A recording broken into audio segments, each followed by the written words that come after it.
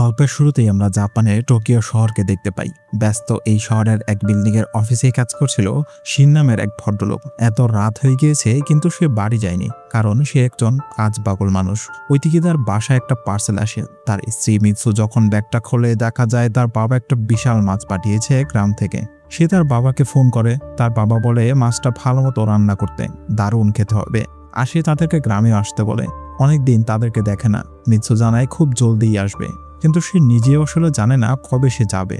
যাই হোক, তার মেয়ে ইউনকে দেখা যায় কানে হেডফোন লাগিয়ে গান শুনছে। নানার সাথে 2 মিনিট কথা বলারও সময় নেই। এদিকে মিৎসু পড়েছে তো আরেক বিপদে। সে নাকি মাছ কাটতে জানে না। শিন বাসায় আসলে তাকে বলে একটু সাহায্য করতে, কিন্তু শিন তাকে হেল্প করবে কি? সে তো সোফায় বসে আরামে টিভি দেখছে। এরপর মিৎসু পুরো মাছটাকেই ফ্রিজে রেখে দেওয়ার পরিকল্পনা করে।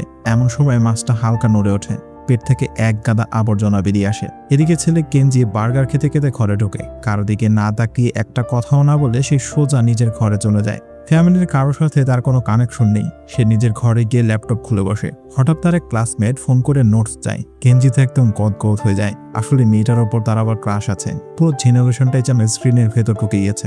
ওইদিকে ইউন তার ঘরে অনলাইনে শপিং এ ব্যস্ত। মোবাইলের ড্রেসের ছবি জুম করে দেখছিল। হঠাৎ স্ক্রিনে চলে আসে ব্যাটারি লো এর একটা নোটিফিকেশন। সে ফোনটা চার্জে বসায় আর ল্যাপটপ খুলে বন্ধুদের সাথে চ্যাটিং শুরু করে দেয়। এদিকে মিৎসু কিচেনে একা হাতে কাজ করতে করতে একদম হাঁপিয়ে উঠেছিল। বাচ্চারা সারাদিন মোবাইলের সাথে কেন চুম্বকের মতো লেগে থাকে সেটা তার এখনো অজানা। কিন্তু তার এই অভিযোগ শোনার মতো কেউ নেই। শিন তো তার কোনো কথাই কানে তোলে না, সোজা ঘুমাতে চলে যায়। মানে পরিবারটির মধ্যে কোনো রকমের বোঝাপড়া নেই। সবাই একই ছাদের নিচে থেকেও যেন কেউ কাউকে জেনে না। তো পরদিন সকালবেলা বেশ অদ্ভুত একটা ঘটনা ঘটে। রোজ যেই অ্যালার্মের শব্দে সবার ঘুম ভাঙে, আজ সেই অ্যালার্ম ঘড়িটা একদম চুপ। কারণ সেটা ইলেকট্রিক ঘড়ি ছিল। আর শুধু ঘড়ি নয়, বাড়ির কোনো সুইচই কাজ করছিল না। রাত 3টা বাজেই সব ইলেকট্রিক জিনিসপত্রগুলো বন্ধ হয়ে পড়েছিল। মিৎসু ইলেকট্রিক টর্চ জ্বালাতে যায়, কিন্তু সেটা চলে না। টেলিফোনও ডেড। ইউন ঘুম থেকে উঠে দেখে তার ফোন সুইচ অফ, একদম অনই হচ্ছে না। তো এরপর আর কি, বাচ্চারা তাদের স্কুল আর কলেজের জন্য তৈরি হতে থাকে। শিনও অফিসের স্যুট পরে রেডি হয়ে যায়। মিৎসু সবার জন্য নাস্তা বানাতে গিয়ে দেখে গ্যাসের চুলাও জ্বলছে না, কারণ সেটাও অটোমেটিক সিস্টেমের ছিল। যাই হোক, না খেয়ে 3জন বাড়ি থেকে বেরিয়ে পড়ে। বাইরে এসে দেখে ভূতের এক কাণ্ড। পুরো শহরের কোথাও লাইট নেই, লিফটও একদম বন্ধ। 10 তলা থেকে এই সিঁড়ি বেয়ে নামতে নামতে তাদের জিপ বেরিয়ে গিয়েছে। ইউন স্কুলের দিকে হাঁটা দেয় আর কেনজি সাইকেল নিয়ে কলেজের দিকে যায়। শিন স্টেশনে পৌঁছে দেখে আর এক লম্বা কাণ্ড। কোনো ট্রেনই চলছে না। স্টেশনে অফিস যাত্রীদের উপচে পড়া ভিড়। আসলে ট্রেনগুলো সব ইলেকট্রিক ছিল, তাই সব বন্ধ। ওইদিকে কেনজি সাইকেল চালিয়ে যাচ্ছে। হঠাৎ তার ব্লুটুথ ইয়ারফোন আর মোবাইলের গান বন্ধ হয়ে যায়। সে অবাক হয়ে এদিক ওদিক তাকায়। রাস্তার মোড়ে কিছু লোক ট্যাক্সি খুঁজছিল, কিন্তু ট্যাক্সির অটোমেটিক দরজাও খুলছে না। শুধু ট্যাক্সি কেন, দামি দামি কোনো গাড়ি স্টার্ট নিচ্ছে না। মনে হচ্ছে গাড়িগুলোর ব্যাটারি সব একসঙ্গে ফিউজ হয়ে গিয়েছে। এরপর মিসেস পিউকে দেখা যায়, যিনি রোজ লিফটে করে আবর্জনা ফেলতে নামতো। আজ বেচারি 10 তলা থেকে হেঁটে নিচে নামছে। তার অবস্থা দেখেই বোঝা যাচ্ছে পরিস্থিতি কতটা খারাপ। অন্য ফ্ল্যাটের প্রতিবেশীরা বলাবলি করছে, আজ মনে হয় আর কারেন্ট আসবে না, মোমবাতি কিনে রাখা দরকার। এই বলে তারা চলে যায়। মিৎসু নিচে নেমেছিল, কিন্তু এখন আবার 10 তলা উপরে উঠতে হবে এই কথা ভাবতেই যেন তার কান্না পাচ্ছিল। ওইদিকে শিন পায়ে হেঁটেই অফিসে পৌঁছে যায়, কিন্তু অফিসের অটোমেটিক সাইডিং ডোরটাও কাজ করছিল না। সবাই মিলে জোর করে দরজা ফাঁক করে ভেতরে ঢোকে, কিন্তু ভেতরে ঢুকে লাভটা কি হলো? কম্পিউটার, ল্যান্ডফোন, সার্ভার সব তো একদম মরে পড়ে আছে। বাচ্চাদের স্কুল কলেজেও খুব কম স্টুডেন্ট এসেছিল, কারণ যাদের সাইকেল নেই তারা তো আসতেই পারেনি। বাস, ট্রেন সব কিছু বন্ধ। অপরদিকে সুপারমার্কেটের দৃশ্যটা দেখার মতো। মোমবাতি আর ব্যাটারি কেনার জন্য মানুষ হুমড়ি খেয়ে পড়েছে। শহরের বেশিরভাগ লোকই ইলেকট্রিক চুলায় রান্না করত, তাই কারেন্ট ছাড়া তাদের রান্নাবান্না হচ্ছে না। ফলে সবাই রেডিমেড খাবার আর পানির বোতল কেনার জন্য কাড়াকাড়ি শুরু করে দিয়েছিল। আর টেকনোলজির উপর মানুষ এতটাই নির্ভর হয়ে গিয়েছিল যে এই বিপদের দিনেও মানুষ বিল পেমেন্টের জন্য ক্রেডিট কার্ড আর ডেবিট কার্ড বাড়িয়ে দিচ্ছিল। দোকানদার চার্জ জানিয়ে দেয় অনলি ক্যাশ। যাদের কাছে নগদ টাকা ছিল তারাই জিনিসপত্র কিনে চলে যায়। কিন্তু সমস্যা হলো, যে ট্রাকে করে স্টকে মাল আসার কথা, সেই ট্রাকও তো রাস্তায় আটকে আছে। ফলে দোকানের স্টক খুব দ্রুত খালি হয়ে যাচ্ছিল। অফিসের বস সবাইকে ছুটি দিয়ে বলে, যখন কারেন্ট আসবে তখন আবার তোমাদের মুখ দেখাবে, এখন চলে যাও। বাড়ি ফেরার পথে শিন একটা সাইকেলের দোকানে ঢুকে। হঠাৎ করে সাইকেলের কদর দারুণ বেড়ে গিয়েছে, কারণ সেটা চালাতে কোনো তেল বা কারেন্ট লাগে না। কিন্তু সুযোগ বুঝে দোকানদারও দাম বাড়িয়ে আকাশ ছোঁয়া করে ফেলেছে। সে বলে, স্যার দেরি করবেন না, নইলে স্টক কিন্তু শেষ হয়ে যাবে। বেচারা শিন উপায় না দেখে চড়া দামেই একটা সাইকেল কিনে নেয়। এরপর সে সাইকেলটা নিচে পার্ক করে, আবার সেই 10 তলা সিঁড়ি দিয়ে ওপরে ওঠে। বেচারা দম বেরিয়ে যাওয়ার মতো অবস্থা। কোনো মতে সবাই যখন বাড়ি ফিরে তখন সন্ধ্যা হয়ে গিয়েছে। রাতে পুরো ফ্যামিলি লিভিং রুমে বসে ক্যান্ডেল লাইট ডিনার করে। রোমান্টিক শোনালেও পরিস্থিতিটা কিন্তু মোটেও রোমান্টিক নয়। কিচেনের সেন্ট আর টয়লেটের ফ্লাশও কাজ করছে না, কারণ সেগুলো সব পাম্পের পানিতে চলে। শিন এতই দায়িত্ববান যে মোমবাতির আলোতেও অফিসের ফাইল দেখছিল।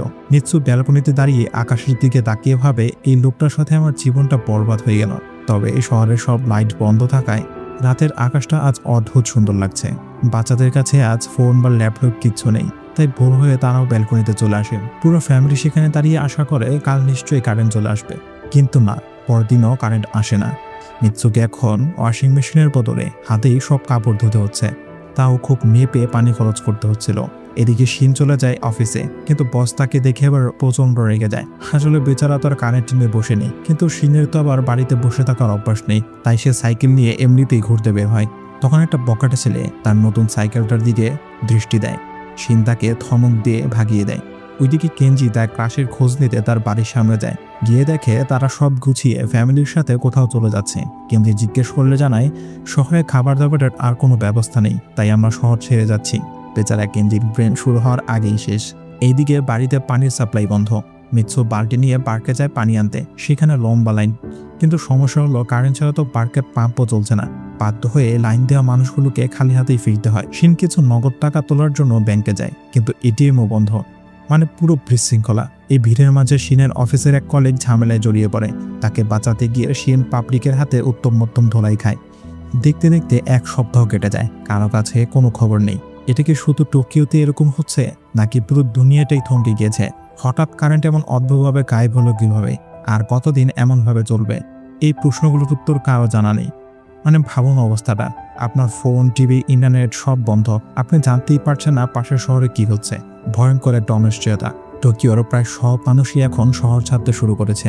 তারা নিজেদের মালপত্র বেঁধে যে যেভাবে পারছে কাছের কোনো গ্রাম বা শহরে যাওয়ার জন্য বেরিয়ে পড়েছে। অ্যাপার্টমেন্টে থাকা একা বুড়ো বুড়োদের অবস্থা সবচেয়ে খারাপ। তাদের দেখার কেউ নেই, খাবার নেই, একে একে তারা ফাটেই মারা যাচ্ছিল। শেষমেশ শিন সিদ্ধান্ত নেয় আর এখানে থাকা যাবে না। তারা মিৎসুর বাপের বাড়িতে যাওয়ার প্ল্যান করে। বাচ্চারা তো কিছুতেই গ্রামে যেতে চায় না, কিন্তু পেটের জ্বালায় আর কোনো উপায় নেই। তারাও নিজেদের দরকারি জিনিসপত্র প্যাক করতে শুরু করে। ফ্লাইটের টিকিটের জন্য শিন তার জমানো সব ক্যাশ টাকা বের করে টেবিলে রাখে, কিন্তু 4 জনের টিকিটের জন্য যেটা যথেষ্ট নয়। তখন মিৎসু কিচেনের পুরনো কৌটো আর ড্রয়ারের গোপন কুটুরি থেকে তার জমানো টাকার বান্ডিল বের করে আনে। এতগুলো টাকা দেখে সেই আর বাচ্চারা তো অবাক। আসলে সব ফ্যামিলিতে মায়েরা এভাবেই আপদ বিপদের জন্য গোপনে টাকা জমিয়ে রাখে। আপনাদের বাসায় এরকম হয় কিনা কমেন্ট করে জানান। যাই হোক, তারা 4 জন সাইকেলে মালপত্র বেঁধে বেরিয়ে পড়ে। মিৎসু রোদ থেকে বাঁচার জন্য এক হাতে ছাতা আর এক হাতে সাইকেলের হ্যান্ডেল ধরে আছে। আর কেনজি, সে তার সাথের মোবাইলটাকে স্বর্ণ গহনা সামলানোর মতো করে যত্ন করে রেখেছে, যদিও সেটা এখন একটা প্লাস্টিকের খেলনা ছাড়ার কিছুই না। ইউন এই দুদিনেও মেকআপ করতে ভোলেনি। শিন মিৎসুকে সাইকেলের পেছনে বসিয়ে এয়ারপোর্টের দিকে প্যাডেল মারে। অনেকদিন পর তারা এভাবে খোলা রাস্তায় বেরিয়েছে। হাতে তারা দেখে এক আজব দৃশ্য। রাস্তার ধারে শাকসবজি বিক্রি হচ্ছে, কিন্তু তার দাম স্বর্ণের চেয়েও বেশি। আসলে পানি ছাড়া চাষবাস হচ্ছে না, তাই যাই অল্প একটু সবজি আছে তার দাম আকাশ ছোঁয়া। মিৎসু দোকান থেকে অনেকগুলো পানির বোতল কিনে নেয়। দাম শুনে চোখ কপালে ওঠার মতো, কিন্তু মিৎসু কোনো কথা না বললে টাকা মিটিয়ে দেয়। পকেটের টাকা থাকলে তার পিপাসা মিটবে না, পানিই লাগবে। যাই হোক, তারা রাস্তার এক জায়গায় থেমে বাড়ি থেকে আনা বাসি খাবার খায়। ইহন তো সবজি ছুঁয়েও দেখে না। পাবলিক টয়লেটের হাল এতই খারাপ যে বাচ্চারা পার্কে আড়ালে খুঁজে প্রকৃতির কাজ সেরে নেয়। অনেক চড়াই উতরাই পার করে তারা এয়ারপোর্টে পৌঁছায়, কিন্তু সেখানে গিয়ে যা দেখে সেটা তারা কল্পনাও করেনি। ফ্লাইট সব বন্ধ। এয়ারপোর্ট চত্বরটা যেন একটা রিফিউজি ক্যাম্প। হাজার হাজার মানুষ ফ্লাইটের খোঁজে এসেছিল, আর পুলিশ তাদেরকে লাঠিপেটা করে ভাগিয়ে দিচ্ছে। শিন বুঝতে পারে আকাশপথে যাওয়ার স্বপ্ন বাদ দিতে হবে। তারা অনেক বেশি টাকা দিয়ে কাছেই একটা হোটেলে থাকার ব্যবস্থা করে। ডিনারের সময় শিনকে অনেক চিন্তিত দেখা যায়। আসলে যে করেই হোক তার ফ্যামিলিটাকে বাঁচাতে হবে। সে সিদ্ধান্ত নেয় তারা সাইকেল চালিয়েই গ্রামে চলে যাবে। ম্যাপটা দেখতে মনে হয় রাস্তাটা অনেক লম্বা আর পথে অনেক বিপদ হতে পারে। ইউন চিৎকার করে ওঠে, এত দূর আমি সাইকেলে যাব, অসম্ভব। তার চেয়ে আমাকে বাড়িতে রেখে আসো। কিন্তু বাড়িতে গিয়ে করবেটাকে? শুধু অন্ধকার আর মৃত্যু। এটা ভেবে সে চুপ করে যায়। পরদিন সকালে তারা আবার প্রস্তুতি শুরু করে। বাচ্চারা একটা পরিত্যক্ত সুপার মার্কেটে ঢোকে। সেখানে জিনিসপত্র লন্ডভন্ড হয়ে পড়ে আছে। তারা সেখান থেকে একটা ভালো ম্যাপ খুঁজে বের করে। ওদিকে মিৎসু আর শিন অন্য একটা সাইকেল কেনার জন্য চেষ্টা করে। কারণ মিৎসু বেশিক্ষণ পেছনে বসে যেতে পারবে না। এক মুদি দোকানের মার্কিন বলে, টাকা দিয়ে কি হবে, টাকার বদলে আমাকে কোনো কাজের জিনিস দাও। মিৎসু তখন ব্যাগ থেকে শিনের দামি বিদেশি মদের বোতল বের করে দেয়। ওই মদের বোতলের বিনিময়ে তারা পায় সামান্য কিছু চাল আর একটা সাইকেল। তো বোঝা গেল এমন পরিস্থিতিতে টাকার কোনো মূল্যই থাকে না। যাই হোক, এখন চারজন 4টে সাইকেলে করে হাইওয়ে ধরে এগোতে থাকে। মেন রুটগুলো সব ব্লক, তাই তারা বাইপাস দিয়ে চলে। রাস্তায় মানুষের ঢল, কেউ হাঁটছে, কেউ সাইকেলে, কেউ আবার স্কেটিং বোর্ডে। সবারই আশা পরের শহরে নিশ্চয়ই কারেন্ট আছে। চলতে চলতে রাত হয়ে যায়। চারজন হাইওয়ের পাশে খোলা আকাশের নিচেই শুয়ে পড়ে। মাঝরাতে ঠান্ডায় কেঞ্চির ঘুম ভেঙে যায়। সে দেখে একটা লোক তাদের সাইকেলের ঝুড়ি থেকে পানির বোতল চুরি করে পালাচ্ছে।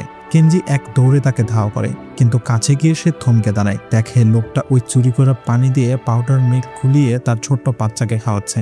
দৃশ্যটা দেখে কেঞ্জির বুকের ভেতরটা মোচড় দিয়ে ওঠে। সে কিছু না বলে ফিরে আসেন। পরদিন রাস্তায় এক বিশাল চ্যালেঞ্জ। 2 কিলোমিটার লম্বা একটা টানেল, ভেতরে খুঁটখুঁটে অন্ধকার। এই অন্ধকারে টানেল পার করা মানে মৃত্যুর মুখে যাওয়া। সেখানে এক অন্ধ বৃদ্ধা ছিলেন, যিনি টাকার বিনিময়ে টানেলটা পার করানোর গাইড হিসেবে কাজ করছিল। অন্ধ হওয়ার কারণে তার কাছে আলো অন্ধকার সমান। শিন তাকে টাকা দিয়ে হায়ার করে নেয়। তারা বৃদ্ধার গলার আওয়াজ ফলো করে ওপারে পৌঁছে যায়। এভাবে কোনো মতো 1 সপ্তাহ পার হয়। এখন কারেন্ট যাওয়ার 16 দিন হয়ে গিয়েছে। তাদের সব পানির বোতল খালি। কেঞ্জি বোতলে করে নদীর পানি ভরে নেয়। শিন পিপাসার চোটে সেই নদীর নোংরা পানি খেয়ে ফেলে। এর মধ্যে আবার শুরু হয়ে যায় তুমুল বৃষ্টি, আর তার সাথে শিনের ভয়ঙ্কর পেট খারাপ। বৃষ্টির হাত থেকে বাঁচতে তারা একটা ব্রিজের নিচে আশ্রয় নেয়।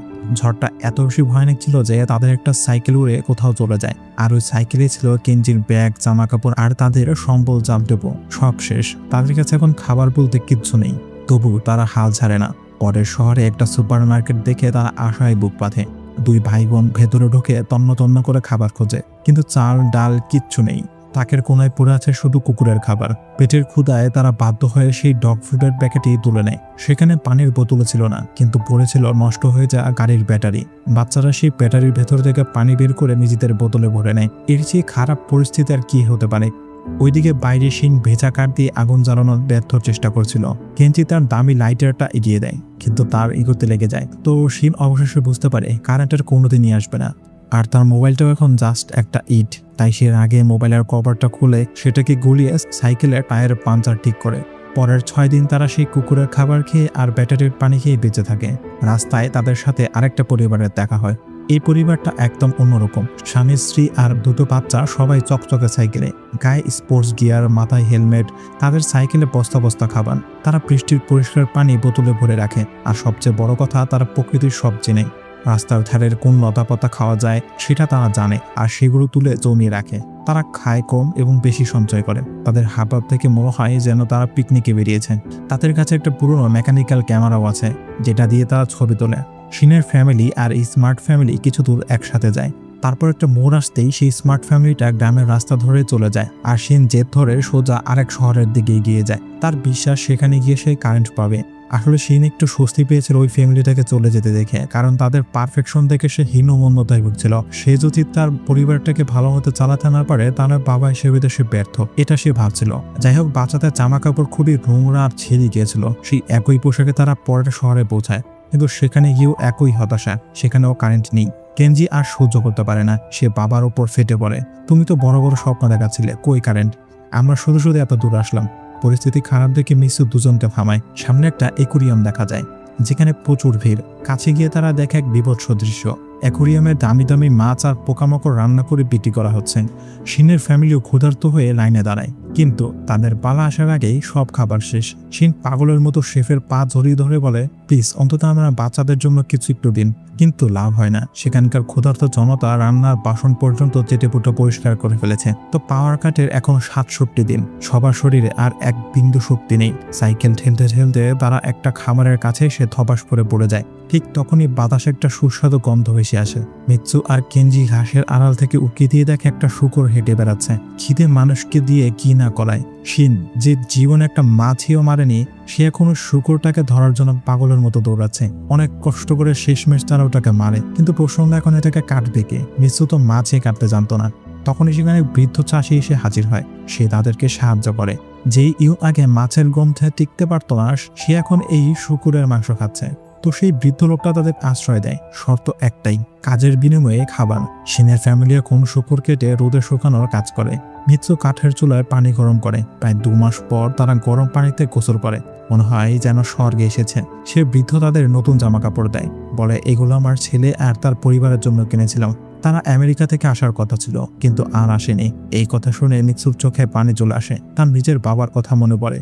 কিছুদিন তারা এই বৃদ্ধার কাছেই থাকে। সেই বৃদ্ধ তাদেরকে বলে, তোমরা চাইলে সব সময়ের জন্য এখানে থেকে যেতে পারো, আমারও সঙ্গী জুটবে। কিন্তু শিন জানায় তাদের গন্তব্য গ্রামের দিকে। বৃদ্ধ তাদের জোর করে না। যাওয়ার সময় তিনি তাদের শুকিয়ে রাখা মাংস আর কিছু টাকা দিয়ে দেয়। আবার শুরু হয় সাইকেলের যাত্রা। 3 দিন পর তারা একটা বড় নদীর সামনে এসে থমকে দাঁড়ায়। ব্রিজটা ভাঙা, পার হওয়ার কোনো উপায় নেই। শিন কাঠ জড়ো করে একটা ভেলা বানায়। প্রথমে মালপত্র আর বাচ্চাদের ওই পারে পৌঁছে দেয়। তারপর শিন আর মিৎসু সাইকেল আনার জন্য আবার উপরে আসে। ইতিমধ্যে শুরু হয়ে যায় ঝড় বৃষ্টি, নদীর স্রোত বেড়ে যায়। ভেড়াটা নড়বড়ে হয়ে কাঠগুলো খুলে যেতে থাকে। মিৎসু কোনো মতে ওই পারে পৌঁছালেও শিন পানির স্রোতে ভেসে যায়। চোখের সামনে বাবাকে ভেসে যেতে দেখে বাচ্চারা চিৎকার করতে থাকে। সারা রাত তারা নদীর পাড়ে বাবাকে খোঁজে, কিন্তু শুধু তার মাথার উইকটাই খুঁজে পায়। হ্যাঁ, শিন আসলে টাক ছিল, যেটা তার ফ্যামিলি জানতো না। সেই উইকটা হাতে নিয়ে মিৎসু কান্নায় ভেঙে পড়ে। পাওয়ার কাটের 94 দিন। বাবাকে হারিয়ে তারা এখন এই দিন। কেনজি এখন ফ্যামিলির দায়িত্ব নেয়। সে বোনকে সাহস যোগায়, কিন্তু বিপদ যেন পিছু ছাড়ে না। একদল কুকুর ইউনের ব্যাগে থাকা মাংসের গন্ধে তাকে তাড়া করে। পালাতে গিয়ে ইউন গর্তে পড়ে পা ভেঙে ফেলে। কুকুরগুলো তাকে ঘিরে ধরে। কেনজি আর মিৎসু যখন বাঁচার আশা ছেড়ে দিয়েছে, ঠিক তখনই দূরে একটা ট্রেনের হুইসেল শোনা যায়। শব্দ শুনে কুকুরগুলো পালায়। সেটা ছিল একটা কয়লা চালিত স্টিম ইঞ্জিন ট্রেন। ট্রেনের ড্রাইভার তাদের দেখে ব্রেক কষে। মিৎসু আর বাচ্চারা কোনো মতে ট্রেনে ওঠে। সেখানে মিৎসুর বাইক ব্যান্ডেজ করে দেওয়া হয়। অন্য যাত্রীরা তাদের দুঃখের কথা শোনে। ট্রেনের জানালা দিয়ে হঠাৎ বাচ্চারা দেখে নদীর জলে পাথরের ফাঁকা একটা লোক পড়ে আছে। তার মাথায় চুল নেই। মিৎসু ভালো করে তাকিয়ে দেখে সেই মানুষটা হলো শিন। সে বেঁচে আছে। শিন নড়তে পারছিল না, কিন্তু তার পকেটে থাকা লাইটারটা জ্বালিয়ে সে সংকেত দেয়।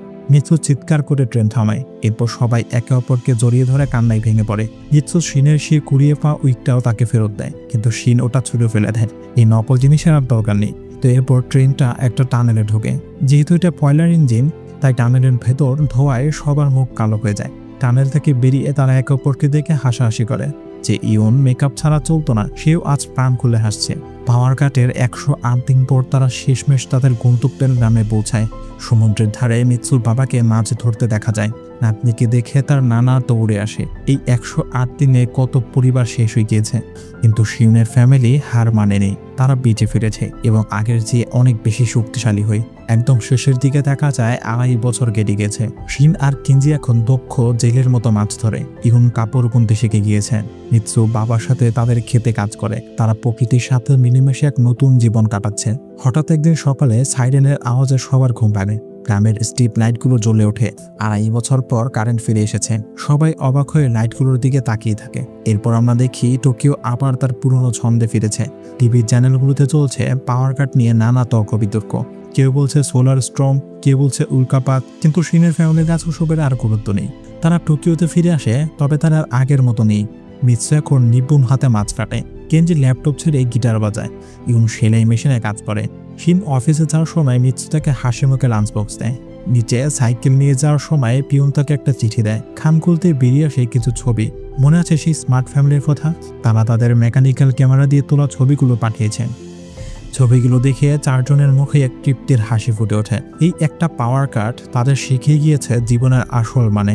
আগে একই ছাদের নিচে থেকেও তারা ছিল অপরিচিত, আর এখন তারা একে অপরের সবচেয়ে কাছের বন্ধু। টেকনোলজি আর সোশ্যাল মিডিয়ার ভিড়ে আমরা যে জীবনটাকে হারিয়ে ফেলি, এই সিনেমাটা আমাদের সেটাই মনে করিয়ে দেয়। তো কে কোথা থেকে দেখছো, গ্রাম নাকি শহর, এখনই কমেন্ট করে জানাও। ফিরে আসবো নতুন কোনো গল্পে। সেই পর্যন্ত ভালো থেকো।